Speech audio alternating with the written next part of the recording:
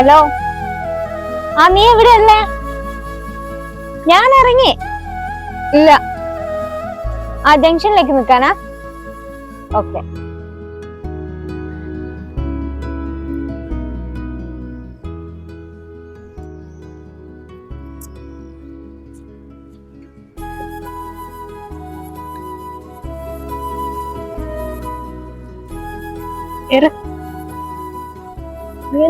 ജംഗ്ഷനിലേക്ക് നിൽക്കാൻ പറഞ്ഞേ? അതോ അമ്മയ്ക്ക് മരുന്ന് കൊടുത്ത് വരുമ്പോഴേ ലേറ്റ് ആയി. അടുത്ത മാസം മുതലേ വേറെ റൂം നോക്കിക്കൊണ്ടു. അതെന്താ? ഹസ്ബൻഡ് വരുന്നുണ്ടടാ.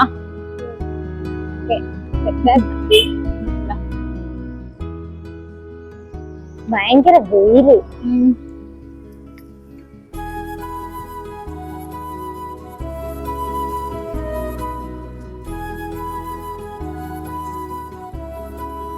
ഹലോ ഞാൻ മാറ്റിയാണ്. ഞാൻ ചാരിറ്റി ആയിട്ട് പോണേ. ഞങ്ങളെ വിളിക്കാൻ അടുത്ത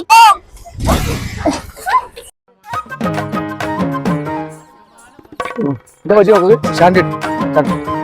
എന്താ പറ്റി മക്കളെ? ഈ രവേട്ടിന്റെ മോളല്ലേ? ദിവസമൊക്കെ ഭൂമണൊക്കെ ചെയ്യണ്ട പോക്ക്. എന്ത് പോക്കാണ് പോണേ? ഒന്നാമത്തെ സിനിമ പരിപാടിയായിരുന്നു. നിന്റെ എന്ത് ചാരിറ്റി? ഫോണിൽ ചാരിറ്റി എന്താ പറയാ? അതിപ്പോ ഓരോന്നും തെറ്റില്ലേ? പിന്നെ എല്ലാരും നിന്നെ നേരെ തിരിഞ്ഞാലോ? മോളെ കട്ടനല്ലേ ലോട്ടറി കിട്ടിയെന്ന് പറഞ്ഞ് ഇതിന്റെ ചെലവൊന്നും കിട്ടിയില്ല. എന്താണടാ മക്കള് പോയിക്കോട്ടെ. ഇത് ഞാൻ കൈകാര്യം ചെയ്തോളാം. ഇവരെ ഞാൻ കൈകാര്യം ചെയ്തോളാം. ഒന്നും പറ്റിയിട്ടില്ലല്ലോ എന്തായാലും.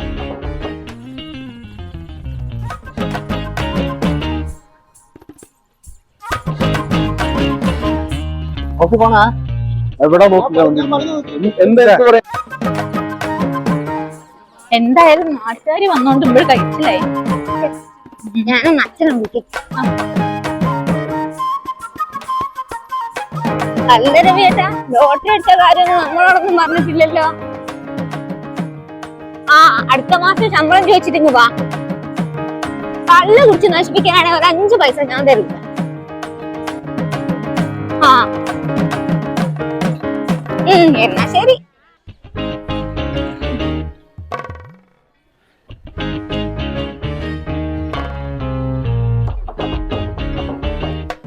നമുക്ക് എന്തായാലും നേരിട്ട് റൂമിലേക്ക് പോണ്ട. ഇനിയിപ്പോ മാളിലിട്ടം പോയിട്ട് സാധനങ്ങളൊക്കെ ഒന്ന് പർച്ചേസ് ചെയ്തിട്ട് പോവാ റൂമിലേക്ക്. മൈൻഡൊക്കെ ഒന്ന് ഫ്രഷ് ആയിക്കോട്ടെ.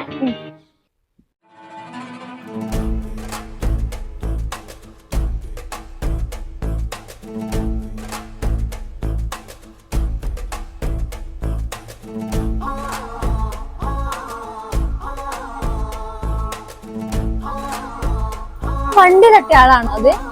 അയാളാണെന്ന് തോന്നുന്നു. നമ്മളെ ഫോളോ ചെയ്ത് വന്നാണോ? ഇല്ല.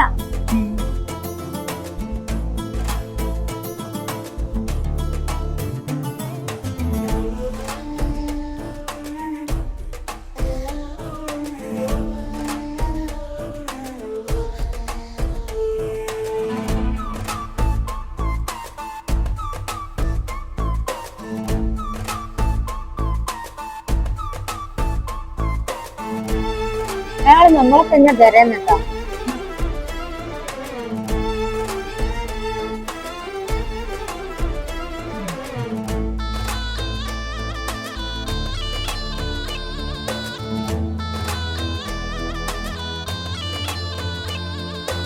എടി, അത് അയാള്.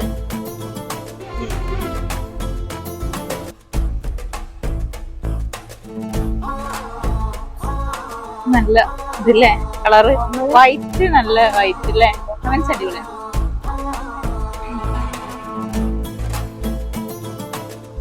ഈ വൈറ്റ് എനിക്ക് ഇഷ്ടമായി. ഗ്രീനും കൊള്ളാം.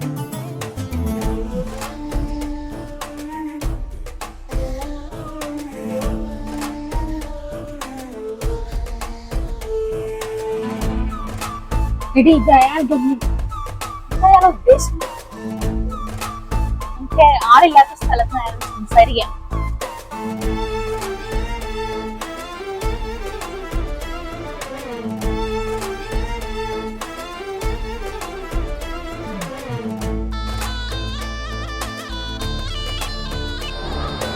ഒരു മിനിറ്റ് സംസാരിക്കാം.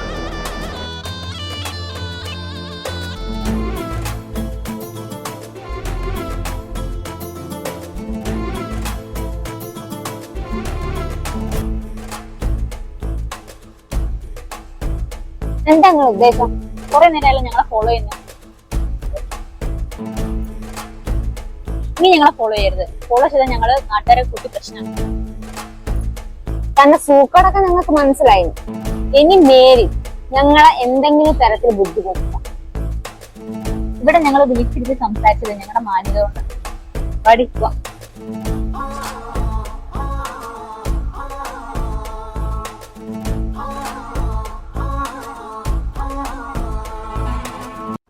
എന്തായാലും അയാളെ കണ്ട് കാര്യങ്ങൾ പറഞ്ഞതേ നന്നായി. ഇല്ലെങ്കിൽ ഇത് വലിയൊരു ശല്യായ.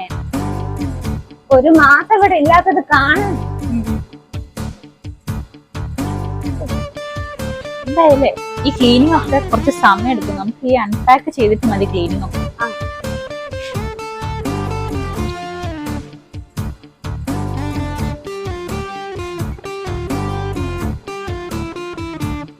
ഫുഡിന് പുറത്തുനിന്ന് കഴിക്കാം. ലേറ്റായി ഉണ്ടാക്കാൻ. അയ്യോ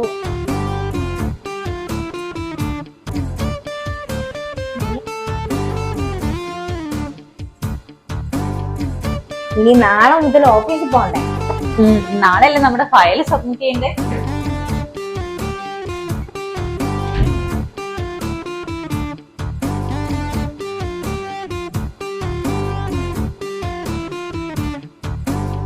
ഇതെന്താ വിഗ? ഓ ഇത് ചിലപ്പോ അയാളതായിരിക്കും. അതിന് വേണ്ടിട്ടൊക്കെ അയാൾ നമ്മുടെ പുറകെ നടന്നിട്ടുണ്ടാവുക. അയാളെന്താ വല്ല നാടകം കളിക്കാൻ പോകും? ഇനിയിപ്പൊ എന്ത് ചെയ്യാനാ?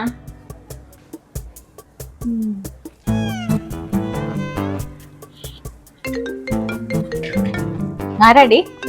ഇന്റെ മന്നവൻ.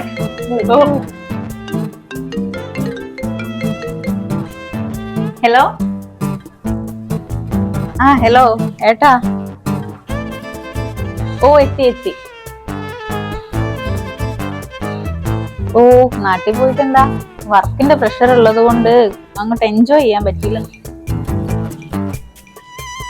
ഓ അമ്മയും അച്ഛനൊക്കെ ഓക്കെയാ. ഏട്ടൻ എന്നാ നാട്ടിൽ വരുന്നേ?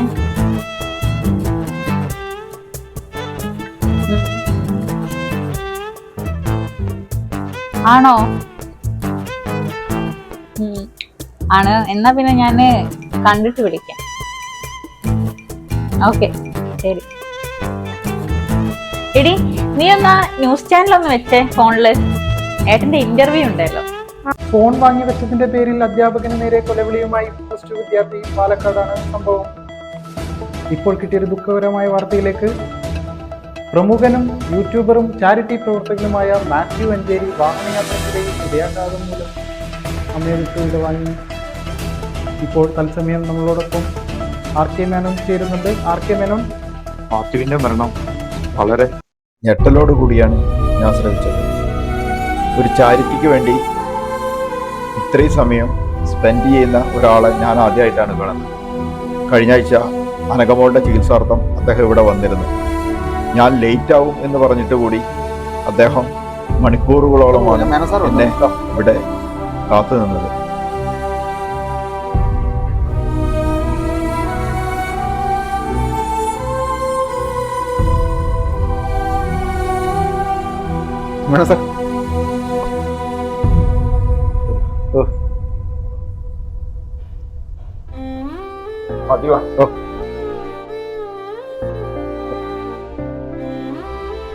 ചായയും വെള്ളമൊക്കെ എടുക്കാൻ അയ്യോ അതൊന്നും വേണ്ട സാറേ. ഇതെങ്ങനെയുണ്ട് ചാരിറ്റി പ്രവർത്തനങ്ങളൊക്കെ?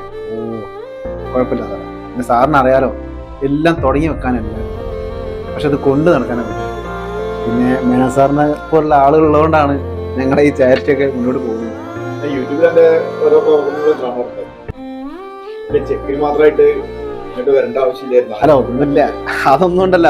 സാറിനെ കണ്ടിട്ട് കുറെ ആയല്ലോ. സാറ് ഇവിടെ ഉണ്ടാവാറില്ലേ? എങ്ങനെ? ഞാൻ ഇന്നൊരു മീറ്റിംഗ് ഉണ്ടായിരുന്നു. അപ്പൊ ഓരോ ദിവസം ഓരോരോ പരിപാടികൾ. എനിക്ക് കുടുംബത്തിന്റെ അത്രയൊന്നും ഇല്ലെങ്കിലും ഞാനൊരു സാറേ ചിലപ്പോൾ ഈ എമൗണ്ട് കൊണ്ട് ഒരു അമ്മക്കനെ രക്ഷിക്കാൻ പറ്റി. അതിനെ പോലുള്ള ഒരാൾ വിചാരിച്ചാൽ ഒരുപാട് കുടുംബങ്ങളെ രക്ഷിക്കും. എന്നെ കൊണ്ട് ചെയ്യാൻ പറ്റുന്നത് എനിക്ക് അർജന്റായിട്ട് വയനാട് വരെ ഇതേപോലെ വേറൊരു ചാറ്റിന്റെ കാര്യം തന്നെയാണ്. അത് ഞാൻ നേരിട്ട് തന്നെ പോകും. ശരി, താങ്ക് യു. ചേട്ടാ, എൻ്റെ പേര് മാത്യു. അപ്പോൾ ഞങ്ങൾ കുറച്ച് ആളുകളെല്ലാവരും കൂടിയിട്ട് ഞങ്ങളൊരു ചാനലൊക്കെ ഉണ്ട്. അപ്പോൾ അതിൽ കൂടെ ഈ പാവപ്പെട്ട അല്ലെങ്കിൽ ഇങ്ങനെ ധനസഹായമൊക്കെ ആവശ്യമായിട്ട് ഞങ്ങളൊരു ചാരിറ്റി കാര്യങ്ങളൊക്കെ ചെയ്യുന്നുണ്ട്. അപ്പോൾ ഞങ്ങൾ ഹോസ്പിറ്റലിലാണ് നിങ്ങളെപ്പറ്റി കാര്യങ്ങളൊക്കെ അറിഞ്ഞത്. എന്താ ഇപ്പോൾ മോളെ അവസ്ഥ? ഇപ്പോൾ ഒരു 3-4 മാസമായി ഇത് കണ്ടു തുടങ്ങിയിട്ട്. ഡോക്ടർ പറഞ്ഞ എത്രയും പെട്ടെന്ന് ചെയ്യണം എന്നാണ്. അവളെ അമ്മ ഒരു 1.5 കൊല്ലമായിട്ട് അവളെ വിട്ടു പോയി. ഇനിയിപ്പോൾ അവള് മാത്രമേ ഉള്ളൂ. എനിക്കാണെങ്കിൽ ഇവളെ ഒറ്റയ്ക്കിട്ട് പോകാനൊക്കെ ഒന്നും വയ്യ. എത്രയും പെട്ടെന്ന് ചെയ്യണം എന്നാണ്. ചേട്ടാ, ഒന്നുകൊണ്ട് വിഷമിക്കണ്ട. ഞങ്ങളെല്ലാവരും അനുകൂലം കൂടുന്നു. അനുകൂലം കാണാമല്ലോ. ഓ, കാണാലോ.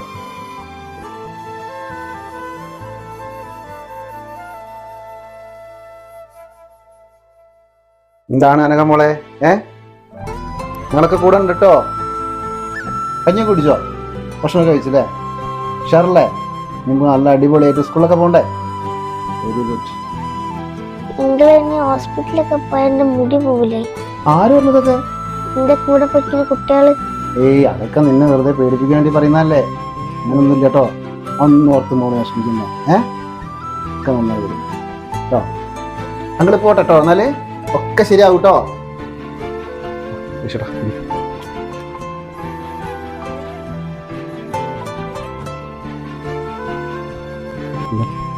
നമുക്ക് മുടിന്റെ കാര്യത്തിൽ നല്ല വിഷമമില്ല.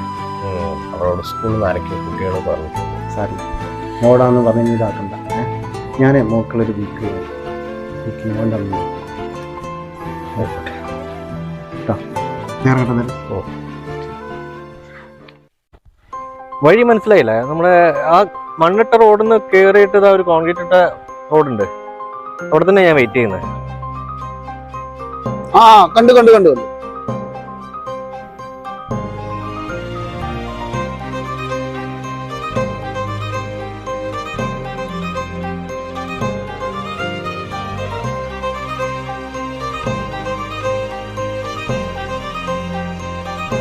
ഹായ്.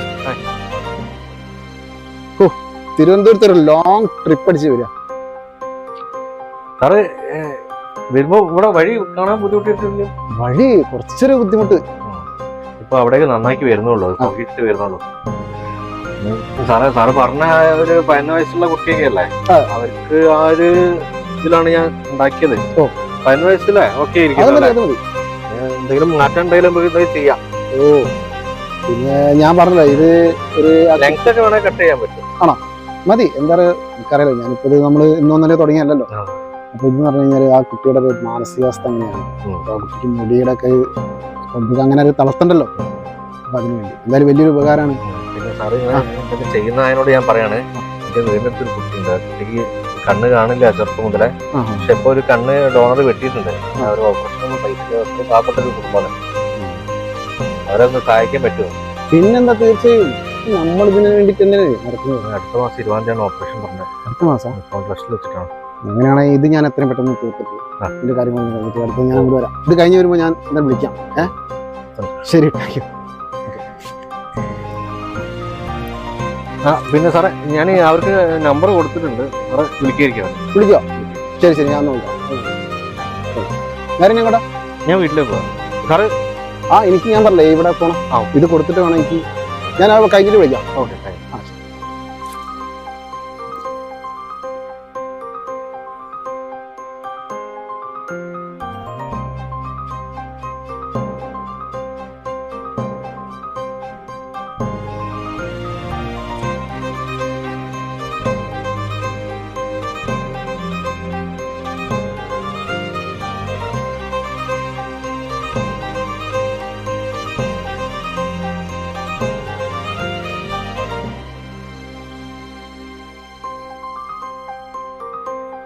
എവിടെ നോക്കി?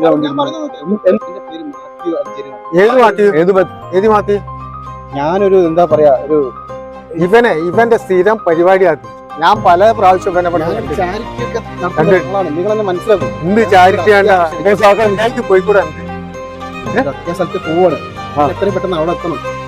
അയ്യ അങ്ങനെ പോയാൽ ശരിയാവില്ല. തീരുമാനമാക്കി പോയാൽ മതി. അല്ല അത് തീരുമാനമാക്കി പോയാൽ മതി. എന്താ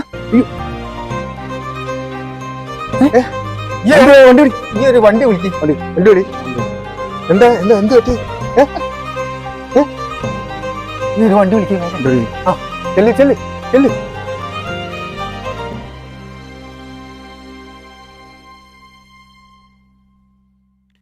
എന്തായാലും ആ മുടിയൊരു ചാറ്റിന്റെ ഭാഗമായിരിക്കും. നീ എന്തെങ്കിലും അഡ്രസ് ഉണ്ടോ നോക്കതില്?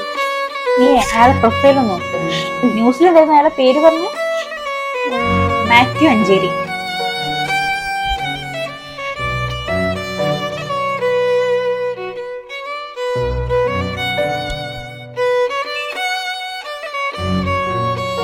എടി ഇതാ കിട്ടി കിട്ടി. ഇതിലൊന്നും ഇല്ല കേട്ടോ. അയാളുടെ റീസെന്റ് പോസ്റ്റ് നോക്ക്. സുഹൃത്തുക്കളെ, ഞാൻ നിങ്ങളുടെ സ്വന്തം മാത്യു അഞ്ചേരി. അപ്പൊ നമ്മളിപ്പോ ഒരുപാട് സഹായങ്ങൾ ഒരുപാട് പേർക്ക് ചെയ്തിട്ടുണ്ട്. അതിൽ അവസാനം ചെയ്തിരിക്കുന്ന അനഘമോൾക്ക് വേണ്ടിയിട്ടാണ് നമ്മൾ അവസാനം എന്താ പറയാ സഹായങ്ങളൊക്കെ അപ്പൊ നമ്മൾ കൊടുക്കുകയും ചെയ്തു. 3 ദിവസം കഴിഞ്ഞാൽ നമ്മുടെ അനഘയ്ക്ക് കീമോ തുടങ്ങുകയാണ്. അപ്പൊ നമ്മുടെ നാട്ടിൽ ഒരുപാട് പ്രമുഖരായിട്ടുള്ള മേനോൻ, അദ്ദേഹത്തെ എല്ലാവർക്കും അറിയാലോ. അദ്ദേഹം അതുപോലെ എന്നെ അത്ഭുതപ്പെട്ട ഒരു കാര്യം തന്നെ കോഴിക്കോട് സ്വദേശി, അരഞ്ഞിക്കൽ സ്വദേശിയായിട്ടുള്ള പാവം മനുഷ്യൻ. അദ്ദേഹത്തിന് ലോട്ടറി അടിച്ച പൈസ നമുക്ക് തന്ന എന്താ പറയാ കണ്ടു നിറഞ്ഞു വീഴും. പക്ഷേ അപ്പൊ നമുക്ക് ഇനി ഒരുപാട് സഹായം ഇനി ചെയ്യണം. അപ്പൊ ഞാൻ കൂടുതൽ വിശേഷങ്ങൾ ഇനി പിന്നീട് പങ്കുവെക്കാം. ഞാനിപ്പോ അങ്ങോട്ട് പോവുകയാണ്. അപ്പൊ എല്ലാവർക്കും സന്തോഷം, ഒരുപാട് സന്തോഷം. നമുക്ക് നമ്മുടെ ചാനലിലൂടെ ഇതുപോലെ ഒരുപാട് സഹായങ്ങൾ നമുക്ക് ചെയ്യാൻ പറ്റുന്നുണ്ടല്ലോ എന്നൊരു ദൈവത്തോട് ഞാൻ നന്ദി പറയണം. ഒരുപാട് സഹായം ഒരുപാട് ഇനി ഉണ്ടാവട്ടെ. ഇനി നമുക്ക് ഒരുപാട് കുട്ടികളെ അല്ലെങ്കിൽ ഒരുപാട് ആളുകളെ നമുക്ക് ഇനി രക്ഷിക്കാനുണ്ട്. അപ്പൊ വീണ്ടും അടുത്തൊരു സഹായത്തിനെ ഞാൻ വീണ്ടും ഓക്കെ. Thank you. സുധിയേട്ടാ, ഇതാ ഞങ്ങൾ ഇറങ്ങിയാണ്. അരമണിക്കൂറിനുള്ളിൽ നമ്മൾ റെയിൽവേയിൽ എത്തണം. നിങ്ങൾ വേഗം വരിട്ടോ, ഞങ്ങൾ അങ്ങോട്ട് താഴത്തേക്ക് ഇറങ്ങാം. അനഘേന്റെ വീടല്ലേ?